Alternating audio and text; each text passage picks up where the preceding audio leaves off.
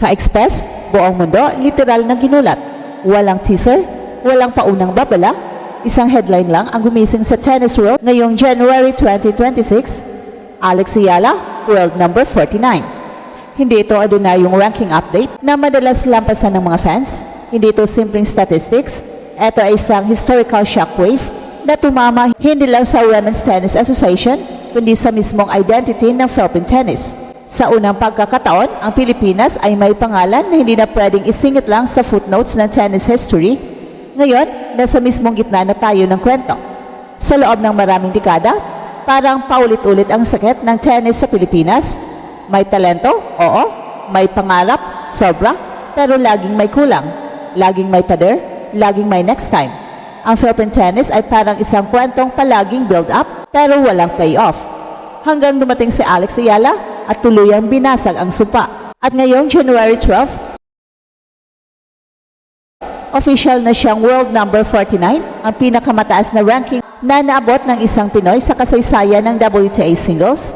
Hindi ito hype, hindi ito projection, ito ay katotohanan.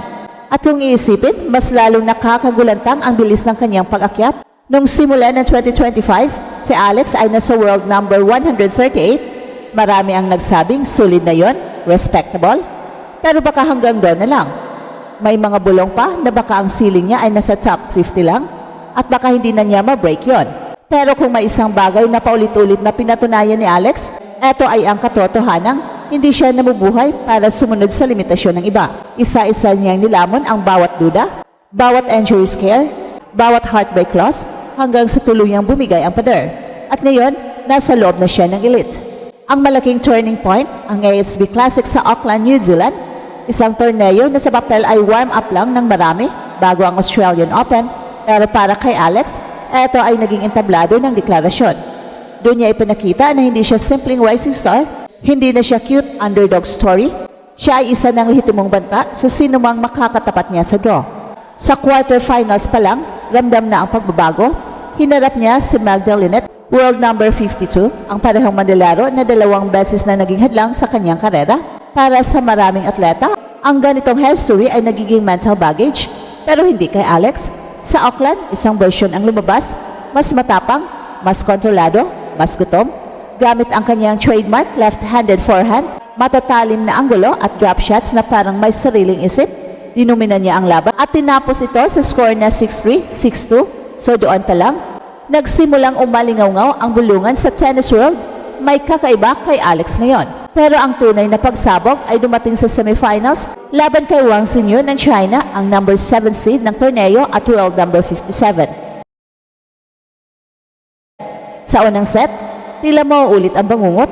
Baon si Alex, 1-5. Marami na ang nagpalit ng channel. Marami ang nagsasabing okay lang, semis na rin yan.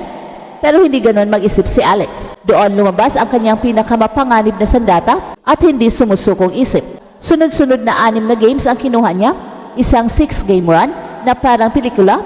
Mula sa bingit ng pagkatalo, ninakaw niya ang set 7-5. Sa puntong yon, hindi lang Auckland ang nagulat, ang buong mundo napatingin. Sa second set, mukhang kontrolado na niya ang laban. Lamang siya, 5-3. May match point pa. Isang puntos na lang, papasok na sana siya sa kanyang ikalawang WTA final. Pero ang tennis ay brutal. Isang maling talo, isang sandaling pagbitaw ng momentum at bumalik si Wang. Sa deciding set, mas lalo pang naging mabigat nang makaramdam si Alex ng matinding kirot sa kanyang likod. Kinailangan ng medical timeout. Naiwan siya ng 0-3 para sa karamihan. Eto na ang dulo. Pero hindi para kay Alex. Kahit hirap gumalaw, kahit bawat palo ay may kasamang sakit, lumaban siya hanggang sa huling bola. Natalo man siya sa third set, 4-6. Ang laban na yon ay naglatag ng pundasyon ng kasaysayan. Ang semifinal finish sa Auckland ang nagbigay sa kanya ng sapat na puntos para umakyat sa career high, world number 49. Hindi siya umabot sa finals, pero mas malaki ang napanalunan niya, isang permanenteng lugar sa elite ng tennis. Ito ang unang pagkakataon na may isang Pilipino na pumasok sa top 50 ng WTA singles rankings. Hindi na siya Alex from the Philippines, siya na ngayon si Alex Ayala, world top 50. Isang label na may bigat, isang label na may kaakibat na pressure, pero kung babalikan ang kanyang mga sinabi matapos ang laban, till my heart stops. Malinaw na hindi siya natatakot sa bigat na yon. At kung iisipin, ang pag-angat na ito ay hindi bigla ang milagro. Nagugat ito? Balikan natin ang Miami Open 2025. Ang sandaling tuluyang nagising ang mundo sa potensyal ni Alex. Pumasok siya roon bilang wildcard para sa marami. Experience lang yon, exposure. Pero para kay Alex, yun ang simula ng paghihimagsik. Isa-isa niyang pinatalsik ang mga dating reyna ng Grand Slam, si Jelena Ostapenko, si Madison Keys, bago niya hinarap ang isang higante na si Iga Swiatek, world number 2 noon. Sa laban na yon, walang takot, walang paumanhin. Sa score na 6-2, 7-5, tinalo niya si Iga Swiatek sa straight sets. Isang resulta na hindi lang upset, kundi lindol. Doon nagsimulang magbago ang tingin ng WTA sa kanya.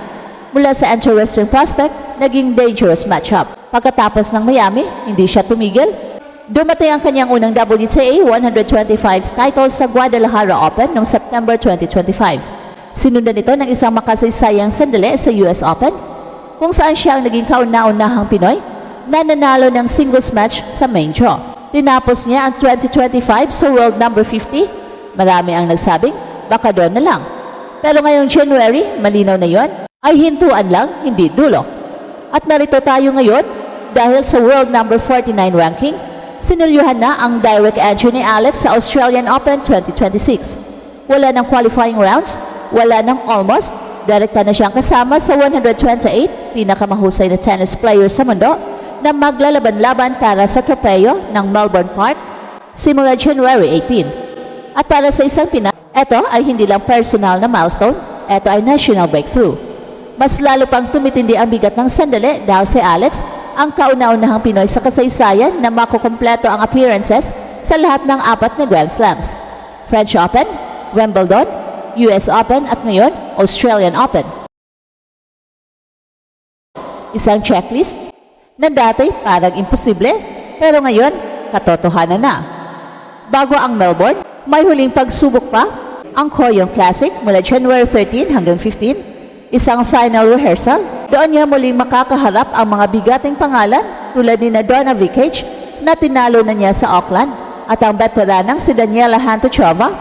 Hindi lang ito exhibition, ito ay mental at physical test bago ang tunay na digmaan. Ngayon ang tanong ng buong mundo, sapat na ba ang momentum na ito para gumawa ng malalim na run sa Melbourne? O ang pressure ng pagiging the first Filipina ay magiging pabigat? Well, walang kasiguraduhan ang tennis. Pero isang bagay ang malinaw, si Alex ay hindi na umaakyat, andito na siya at dala niya ang lakas ng isang buong bansang muling natutong maniwala. At ito ang Express Info kung saan bawat kwento ginulat ng mundo. Don't forget to like and subscribe.